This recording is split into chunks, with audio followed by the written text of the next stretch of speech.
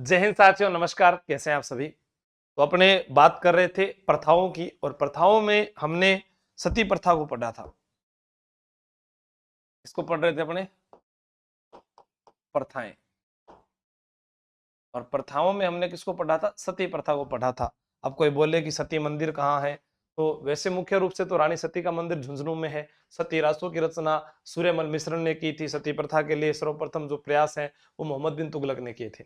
आज वैसे ही उन्हीं प्रथाओं में एक प्रथा आती है हमारे पास में, बाल विवाह। क्या आती है? बाल विवाह। अब बाल विवाह क्या है ये हर व्यक्ति जानता है। किसी व्यक्ति के वयस्क होने से पहले ही उसका विवाह कर देना, ठीक है। अब बाल विवाह सबसे पहले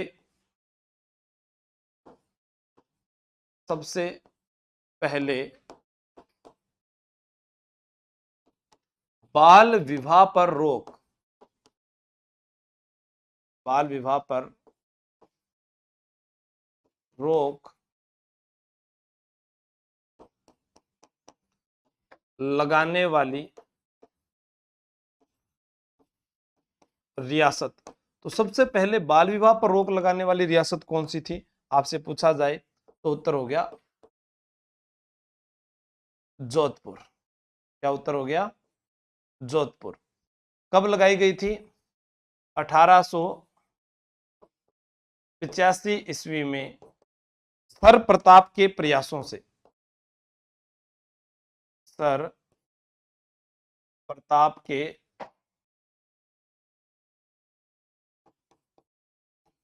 प्रयासों से, सर प्रताप के प्रयासों से। दूसरा प्रश्न,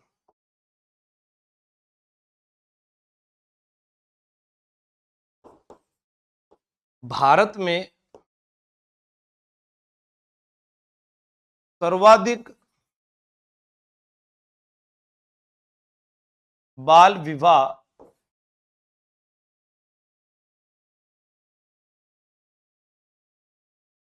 आखा तीज, आखा तीज के अवसर पर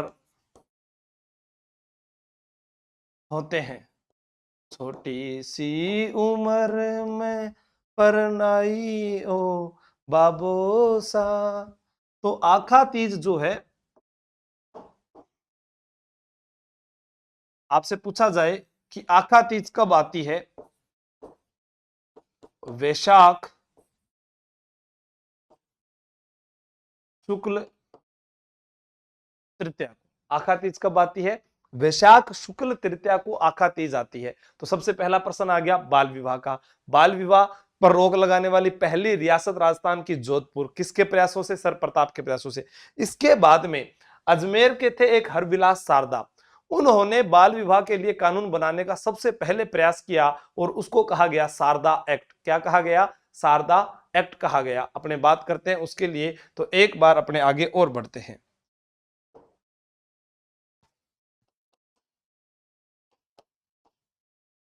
बाल विवाह पर कानून बनाने का सर्वप्रथम प्रयास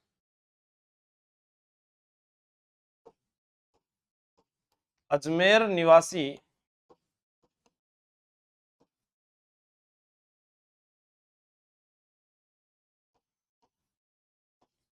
हरविलास शारदा, अजमेर निवासी हरविलास शारदा के द्वारा किया गया। यानी जो बाल विवाह पर जो कानून, बिल्कुल जो कानून बनाने का प्रयास था, वो सबसे पहले इन्हीं के द्वारा किया गया। इनके द्वारा जो एक्ट बनाया गया, इनके द्वारा, इनके द्वारा शारदा एक्ट बनाया अब आपसे एग्जामिनर पूछे तो आपके सारे प्रश्न यहां पर मैं लिख देता हूं। शारदा एक्ट 1929 ईस्वी का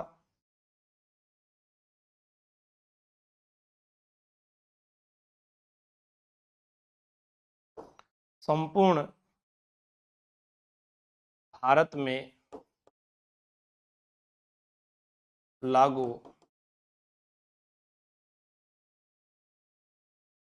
1 अप्रैल 1930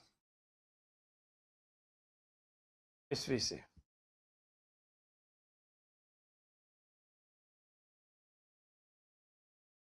विवाह की आयु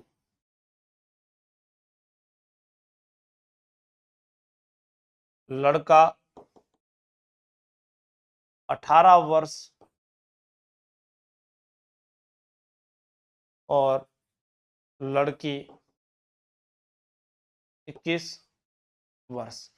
क्या रखी गई? लड़का 18 वर्ष, सॉरी लड़की 14 वर्ष, 21 वर्ष बोल दिया, आगे आएगा लड़की 14 वर्ष। ठीक है, अब इसके बाद में क्या है कि शारदा एक्ट को समाप्त कर दिया गया। कब किया गया? शारदा एक्ट को समाप्त किया गया 1978 का जो संशोधन था उस संशोधन में। तब क्या बनाया गया? तब बनाया गया बाल विवाह अंकुश निवारण अधिनियम। क्या बनाया गया?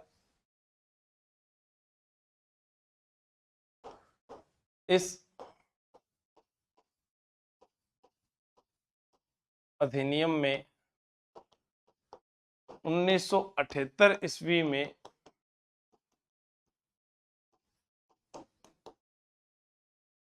संशोधन करके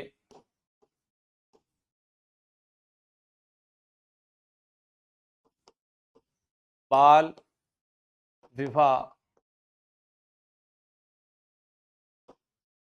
अंकुश निवारण अधिनियम बनाया गया। अंकुश निवारण अधिनियम बनाया गया। अब इसके अंदर जो है अंकुश निवारण अधिनियम बनाया गया और उसके बाद इसमें क्या रखा गया? लड़की, यहां पर क्या है? लड़का 18, लड़की 14 वर्ष। यहां लड़की 18 वर्ष और लड़का, इसकी आयु कितनी रखी गई? 21 वर्ष रखी गई।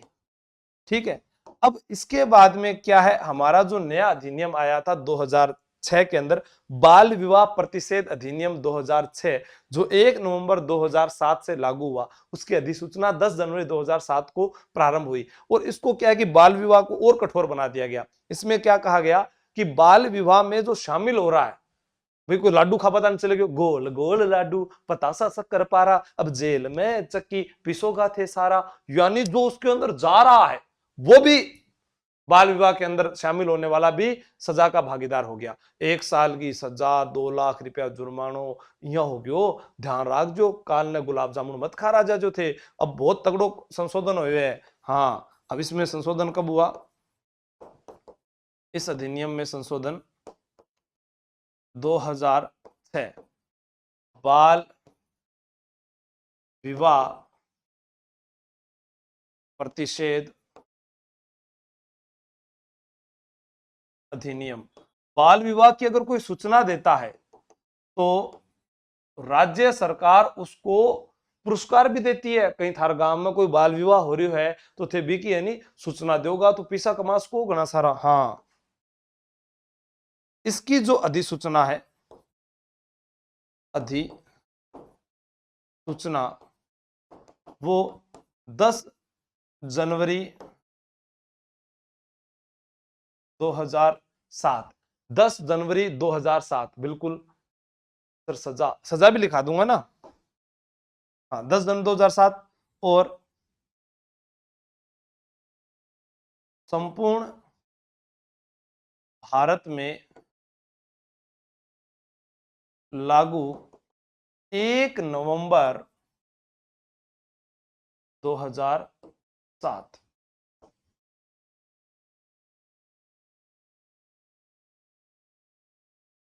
सजा 1 लाख,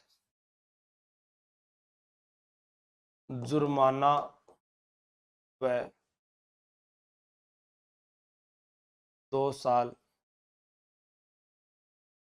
कैद, अगर कोई शामिल भी हो रहा है तो। यानी इस अधिनियम के बाद में बाल विवाह जो अधिनियम के बाद में क्या किया गया, इसको और कठिन कानून बनाकर जो है लागू कर दिया गया। तो सबसे पहले आपको प्रश्न पता होना चाहिए कि बाल विवाह कब होते हैं। बाल विवाह अबूझ सावा पर होते हैं। अबूझ सावा कब कब आते हैं? देखो, राजस्थान में जो अबूझ सावा है, फुलेरा दूज है, देव उठनी ग्यारस है और आखा तीज है। क्या है? आखा तीज, देव उठनी ग्यारस और फुलेरा दूज। याद रखना, ये 3 चीजें आपको याद रखनी है। देव उठनी ग्यारस कब आती है? कार्तिक महीने में देव उठनी ग्यारस, जब विष्णु जी 4 माह के आराम के बाद जब उठ जाते हैं, तब हमारे क्या घर में सावे शुरू हो जाते हैं। उसके बाद में फुलेरा दूज, फुलेरा दूज आती है फागुन के महीने में। फागुन का महीना जिसके अंदर खाटू श्याम जी का मेला भरता है, उस फाल्गुन के महीने के अंदर फुलेरा दूज आती है, शुक्ल पक्ष के अंदर। तो यहां पर भी अबू सावे माने जाते हैं। और सबसे ज्यादा आखा तीज, आखा तीज के अवसर पर कहा जाता है कि इस दिन जो ग्रह नक्षत्र जो कहते हैं ना गुण नहीं मिल रहे हैं, वो सब कुछ इस दिन मिल जाते हैं। तो आप इसको नोट करना प्रारंभ कीजिएगा यहां से।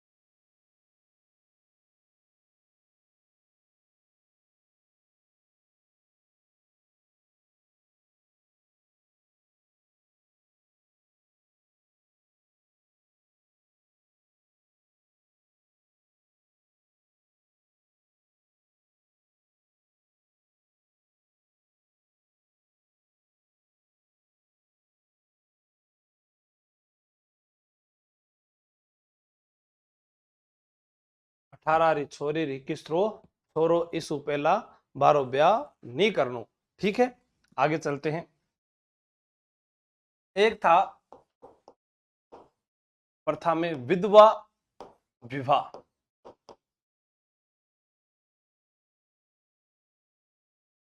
विधवा विवाह, विधवा विवाह जो है क्या होता था कि प्राचीन समय के अंदर किसी महिला के पति की अगर मृत्यु हो जाती थी तो उसको दूसरा विवाह करने की अनुमति नहीं थी। एक फिल्म में गाना सुना हुआ है ना वो, अरे कौन सा है, भंवरे ने खिलाया फूल फूल को ले गया राजकुंवर, वो एक फिल्म है।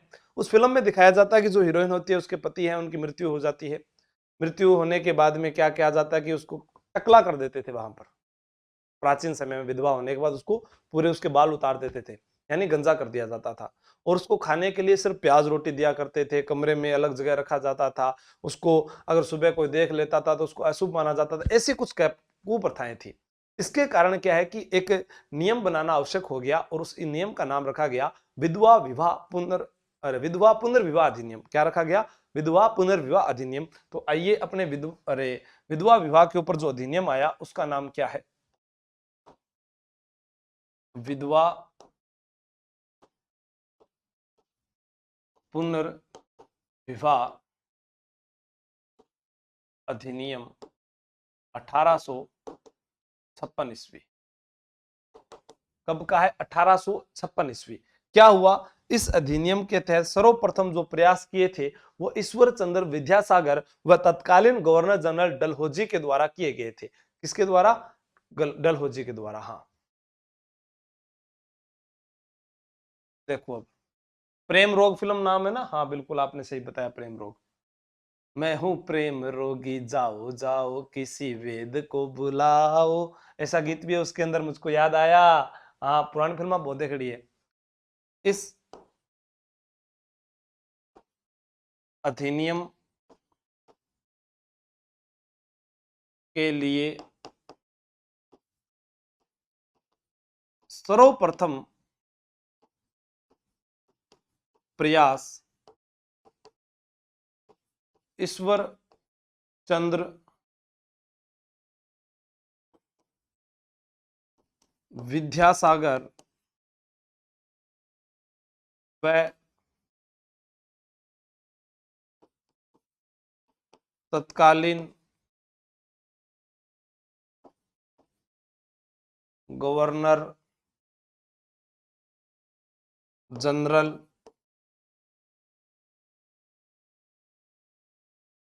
डलहौजी, ए जी ओ जी लो जी सुनो जी, डलहौजी ने किए। इस अधिनियम के लिए सर्वप्रथम प्रयास ईश्वर चंद्र विद्यासागर व तत्कालीन गवर्नर जनरल डलहौजी ने किए, यानी विधवा पुनर्विवाह के लिए। यह अधिनियम यह अधिनियम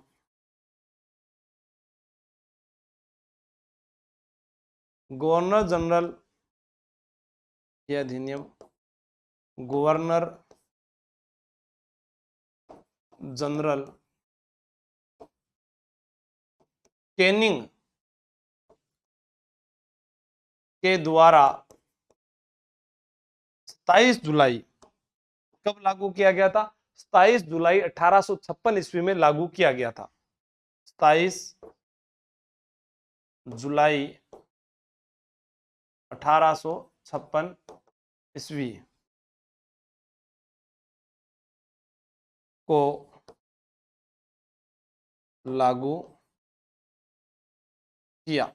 अब जब लागू कर दिया तो फिर क्या है कि लोग जो है कि अरे ये बात पर यकीन नहीं करते हैं, यकीन नहीं करते हैं, भी लागू तो हो गया, इसको करके दिखाओ तब भी मानेंगे। तब यहाँ पर ईश्वरचंद्र विद्यासागर ने अपने पुत्र का विवाह एक विधवा महिला से किया था, और विधवा पुनर्विवाह को जो है बढ़ावा देने के लिए तांत्रण शारदा ने एक विधवा विवाह पुस्तक लिखी थी। क्या लिखी थी? विधवा विवाह को बढ़ावा देने के लिए चांदकरण शारदा ने, चांदकरण शारदा ने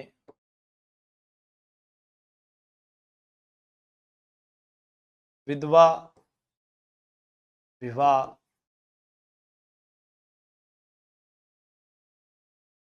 पुस्तक लिखी। ठीक है, तो उनके द्वारा कौन सी पुस्तक लिखी गई थी? विधवा विवाह नामक पुस्तक जो है वो लिखी गई थी। अब यहां पर एक प्रश्न और आता है, ईश्वर चंद्र ईश्वर चंद्र विद्यासागर ने अपने पुत्र का विवाह, अपने पुत्र का विवाह विधवा महिला से करवाया। जयपुर के सवाई जय सिंह ने जयपुर शासक सवाई जयसिंह ने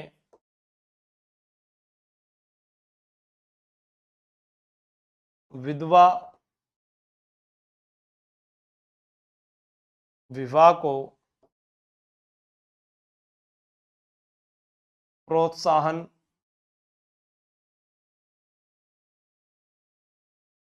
दिया।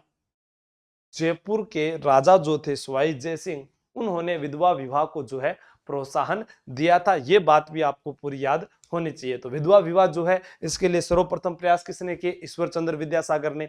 यहां पर देखो ना, चांदकरण शारदा, ये आपको मुख्य नाम याद रखना है, जिन्होंने विधवा विवाह के लिए एक पुस्तक लिखी है, जिनका नाम चांदकरण शारदा है। वहां पर हरविलास शारदा थे, जो बाल विवाह के अंदर थे। ठीक है, यह बात समझ में आ गई था रे? तो लिखो फिर, इन नोट कर लियो फटाफट।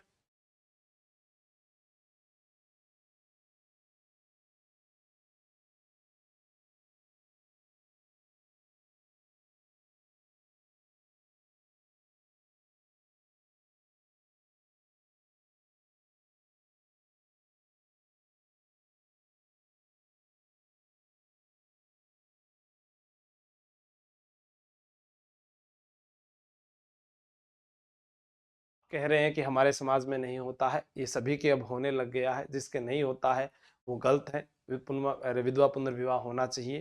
ठीक है, अरे ये किसी के भाग्य में नहीं लिखा होता है कि इसका पति मर जाएगा और ये पूरी जिंदगी जो है इसी प्रकार दुख झेलती रहेगी। बाकी हाँ, वो नहीं करवाएंगे, मैं ही करवाऊंगा। धन्यवाद जसवंत जी। हाँ, ज्योग्राफी के लिए मैंने आप लोगों को बोल रखा है कि उसका समय रहते हुए आपको करवाया जाएगा। हम ये चाह रहे हैं कि एक बार परिसीमन जारी हो जाए तो हम नई क्लासें अच्छी से बनाकर आपको करवाएं। ठीक है, नोट कर लो अब।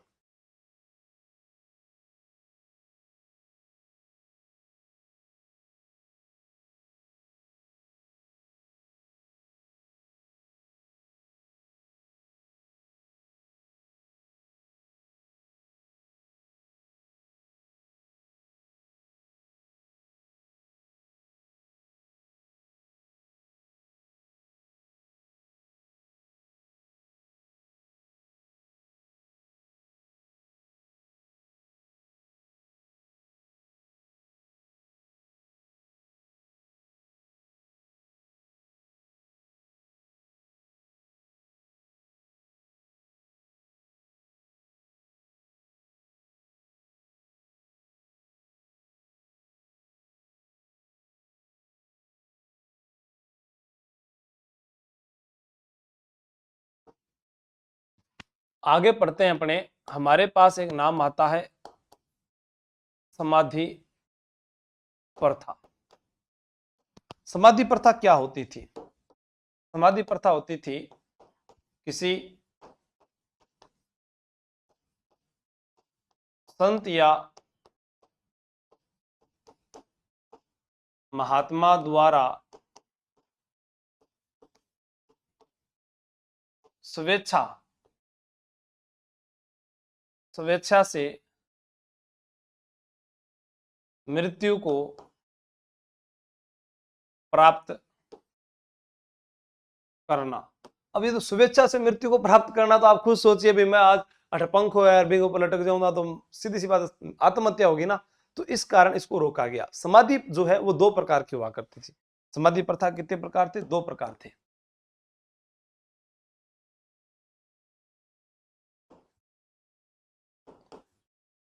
समाधि प्रथा के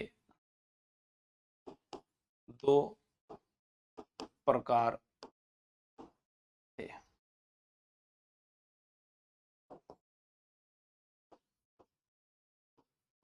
जल समाधि, यानी कोई सरोवर वगैरह जो होता था उसके अंदर जाकर कोई व्यक्ति बैठ जाता था और उसी के अंदर उसकी फिर मृत्यु हो जाती थी। और एक होती थी भू समाधि, जिसे जमीन समाधि भी आप कह सकते हैं। इसमें क्या होता था कि एक गड्ढा खोदा जाता था और उसके अंदर वो बैठ जाता था, फिर उस पर मिट्टी डाल दी जाती थी। इस प्रकार से जो है वो समाधि, अरे समाधि के तहत अपने जीवन को समाप्त कर देता था। तो यहां पर क्या है, भाई आपसे पूछा जाए कि इस प्रथा पर सर्वप्रथम रोक किस रियासत ने लगाई, तो अपने यहां पर बात करते हैं समाधि प्रथा पर रोक लगाने वाली पहली रियासत वो थी जयपुर 1844 ईस्वी।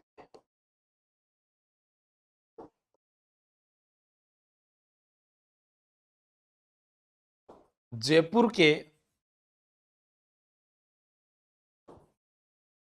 पॉलिटिकल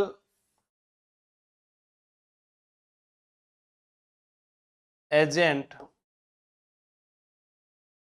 लुडलो के प्रयासों से जयपुर शासक राम सिंह द्वितीय, जिनका शासनकाल 1835 से 1880 था, राम सिंह द्वितीय के समय 1844 ईस्वी में समाधि प्रथा पर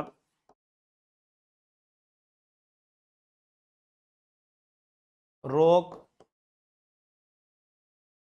लगाई गई।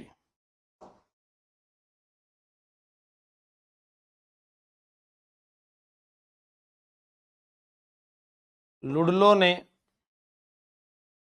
ने क्या है कि बाद में ना समाधि निवारण अधिनियम बनाया था, जो कब बना था वो आपको याद रखना है। लुडलो ने समाधि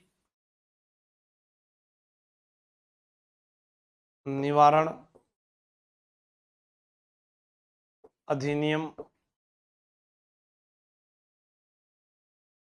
1861 ईस्वी में पारित किया, जिसके तहत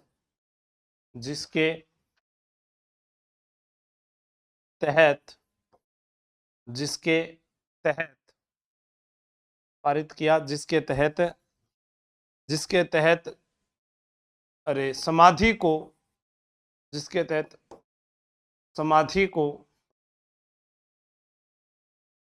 आत्महत्या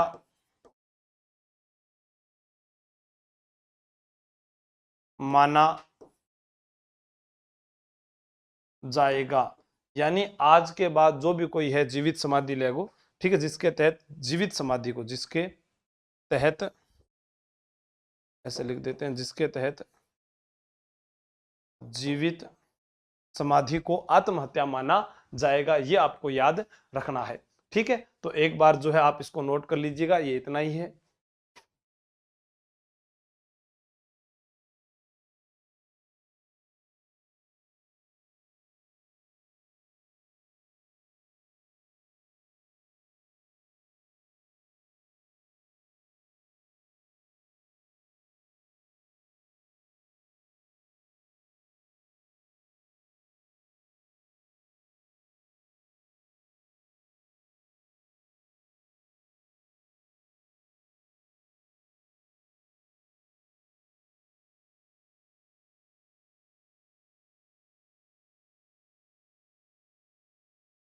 अब अपने बात करते हैं दहेज निवारण अधिनियम 1961 ईस्वी। दहेज निवारण अधिनियम, इसमें कुल 10 धाराएं हैं।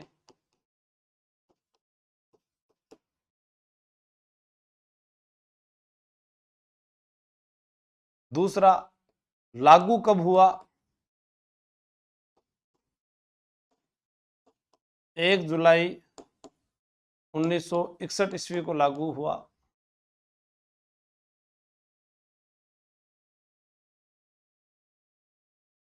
दहेज के 3 प्रकार हो सकते हैं, 3 कंडीशन होती है दहेज के 3 प्रकार।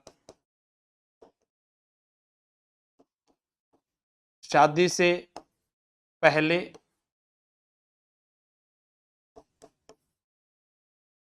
शादी के वक्त, शादी के बाद।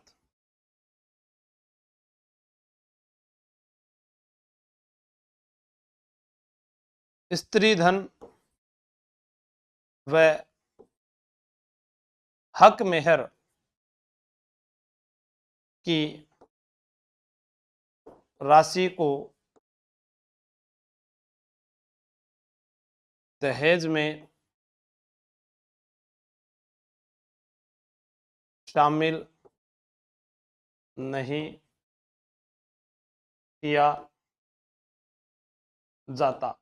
यानी यहां पर आपको क्या याद रखना है, दहेज निवारण अधिनियम, दहेज प्रथा भी एक कुप्रथा के रूप में शामिल थी, जिस पर भारत की आजादी के बाद में और आज तक भी सबसे ज्यादा जो थानों में आप केस दर्ज देखते हैं वो दहेज प्रथा के।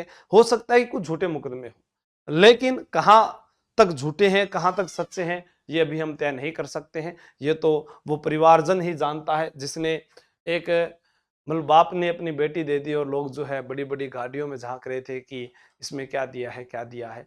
एक परिवार में आपके घर में कोई काम करने वाला एक साथी आ गया है, आपके सुख दुख में हाथ बटाने वाला एक साथी आ गया है, आपके जीवन को आगे ले जाने वाला एक साथी आ गया है, आपके वंश को आगे बढ़ाने वाला एक साथी आ गया है, और आप उसको पैसों की कीमत से अगर तोलते हैं तो ये कदापि जो है सही नहीं है। आप लोगों को खुद पर विश्वास होना चाहिए। जो मेरे युवा साथी जो सुन रहे हैं उनको जीवन में दहेज नहीं लेना चाहिए। अब कोई कहेंगे थे लियोगे, आपा कौन लियो, बिल्कुल भी।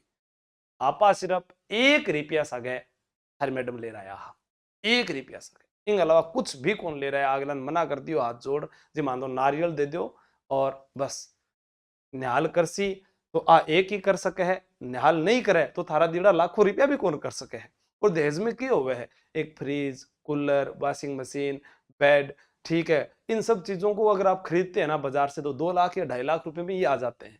लेकिन डिमांड किस चीज की करते हैं, नौकरी लगने के बाद गाड़ी दो, मोटरसाइकिल दो, नहीं, जो डिमांड कर रहे हैं वो अभिभावक भी और जो इसमें शामिल है वो बिचौलिया भी और वो लड़का भी, सभी दहेज के अंदर जो है दोषी, इस अधिनियम के तहत दोषी पाए जाते हैं। इसके अंदर 2 बार संशोधन हुआ था।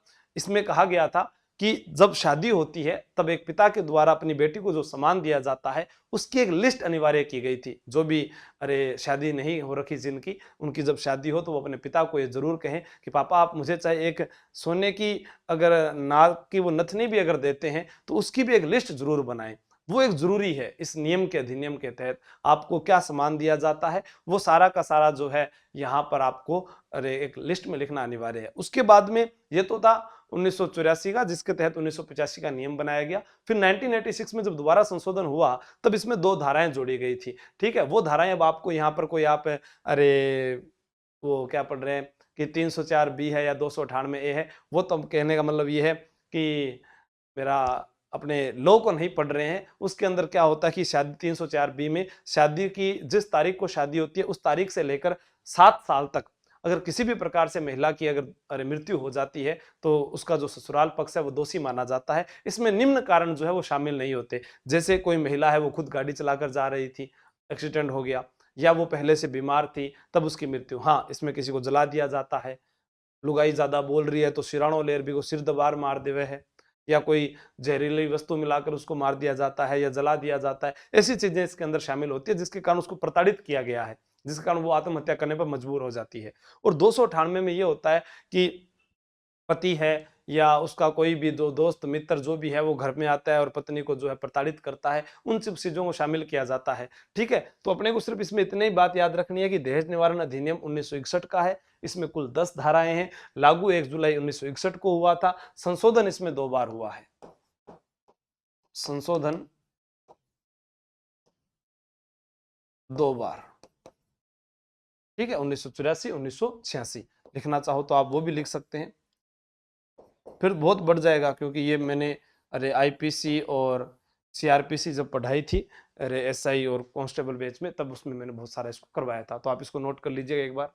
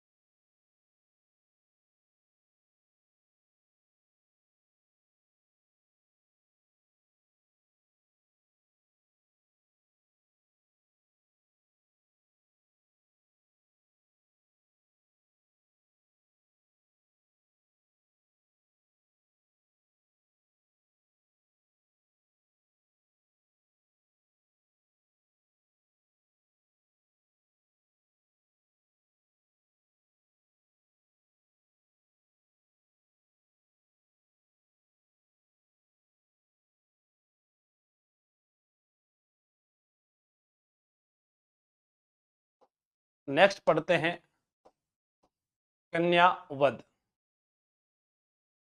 कन्यावध, कन्यावध क्या हुआ करता था? कहते हैं कि प्राचीन समय के अंदर जो राजपूत वर्ग है एक तो वो, या फिर हम कहें कि जो मेरवाड़ा क्षेत्र है उसमें जो मेर जाति हुआ करती थी, उनके अंदर क्या हुआ करता था कि कन्या का जन्म होने के बाद या तो उसको जो है भूखा रखा जाता था, भूखा रखने के बाद उसको मार दिया करते थे, या फिर उसको क्या करते थे कि उसका गला घोटकर उसको मार दिया करते, छोटी बच्ची का ही अपने उसको हत्या कर दिया करते, जैसे आजकल चल रहा है भ्रूण हत्या।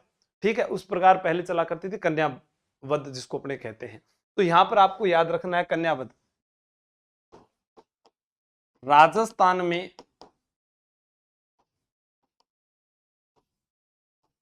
सर्वप्रथम कन्यावध, देखो कैसे कन्यावध, कन्यावध को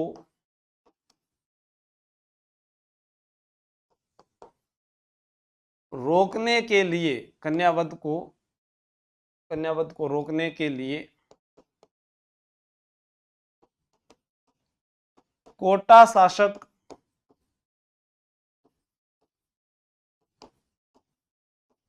उम्मेद सिंह के समय 1833 ईस्वी में कोटा के पॉलिटिकल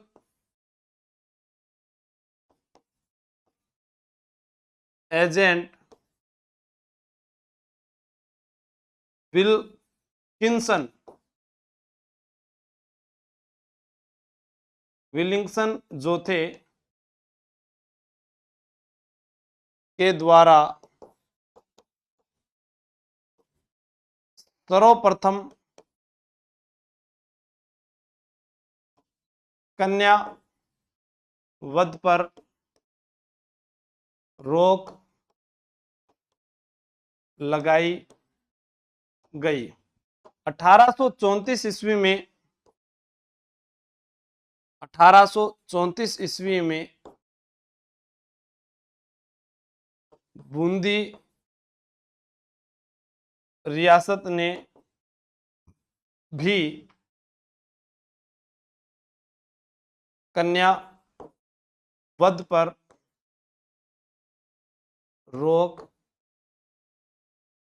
लगाई। अब आपसे ऐसा प्रश्न पूछा जा सकता है कि सबसे पहले राजस्थान में कन्यावध पर रोक लगाने वाली रियासत तो कैसे कन्यावध, कैसे कोटा? कोटा में उम्मीद थी उमेद सिंह को, किसको उम्मीद थी? उमेद सिंह को। सबसे पहले कब लगी रोक? 1833 ईस्वी में। कब लगी? 1833 ईस्वी में। किस रियासत में? कोटा में। कोटा के शासक कौन थे उस समय? उमेद सिंह शासक थे। और पॉलिटिकल एजेंट कौन है उस समय? विल्किंसन, जिनके प्रयासों से यहां पर रोक लगाई गई। लेकिन अंग्रेज अधिकारी एक था होल, होल ने अजमेर मेरवाड़ा जो क्षेत्र आता था वहां मेर जाति में जो सर्वाधिक अरे कन्यावध हो, कन्याओं का वध किया जा रहा था, उस पर रोक लगाई गई थी। हाँ सर, इतना डिटेल से पढ़ाओगे तो पर्सन बाहर कैसे जाएगा? है? बिल्कुल बिल्कुल।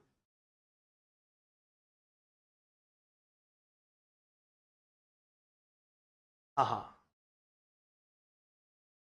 अंग्रेज अधिकारी होल ने, बिल्कुल ये भी कर सकते हैं नोट लगाकर।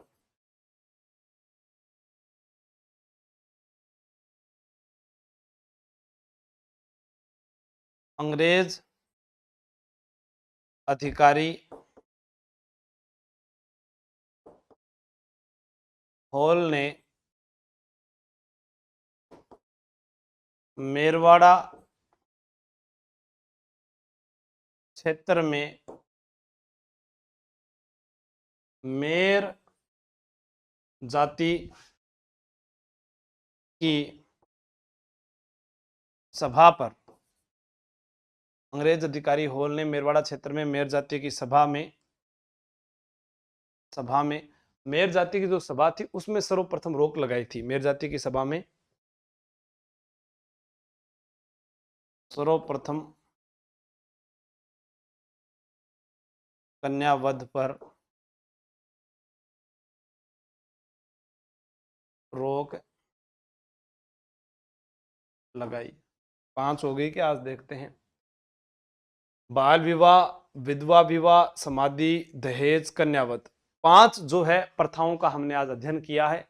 बाकी कल अपने पढ़ेंगे। आज के लिए इतना ही। धन्यवाद। जय हिंद, जय भारत।